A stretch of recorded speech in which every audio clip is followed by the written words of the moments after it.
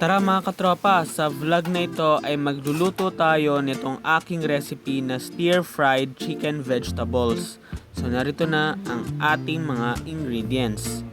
Chicken balls, diced chicken breast, cabbage o repolyo, carrots, sayote,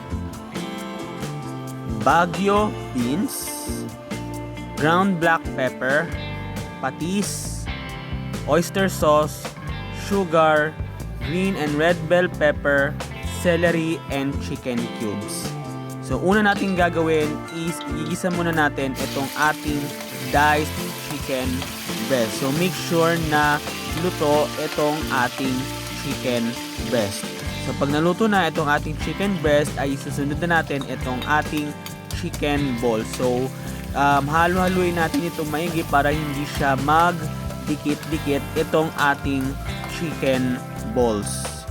Susunod na natin itong carrots. So, once na mag-golden brown na itong ating chicken balls, ay isusunod natin itong carrots plus itong sayote. So, mahalaga mga katropa na uunahin nyo munang ihalo itong mga matitigas na gulay.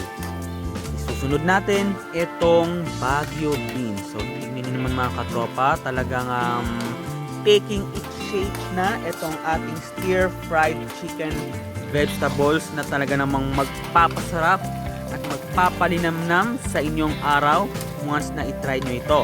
So, susunod natin itong green and red bell pepper. Para naman sa gayon ay mas mapasarap palalo itong ating recipe.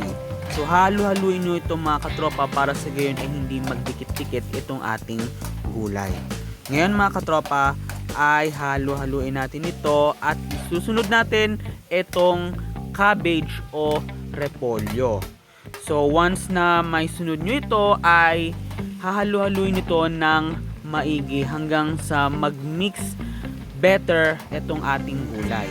So ngayon maglalagay tayo ng chicken cubes and then hahalu-haluin natin ito ng maigi hanggang sa mag-reflect o kumalat yung lasa o yung chicken cubes dito po sa ating mixed vegetables. So ito yung magpapasarap palalo dito po sa ating gulay. So magdadagdag tayo ng patis plus itong sugar to balance the taste. So napakahalaga na kailangan balanse ang alat at tamis upang sa gayon ay mapasarap pa at hindi kayo magsawa dito sa ating mixed vegetables. So ngayon, isusunod natin itong oyster sauce na mas lalo pang magpapasarap dito po sa ating stir-fried chicken vegetable ala Joms TV.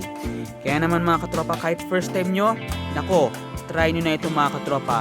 Dahil isusunod natin itong celery na talaga namang aroma pa lang, talagang ma-enjoy nyo ng tikman itong lasa ng ating chicken vegetable. So ngayon, susunod natin yung ground black pepper. And then, hahaluin natin ito ng maigi.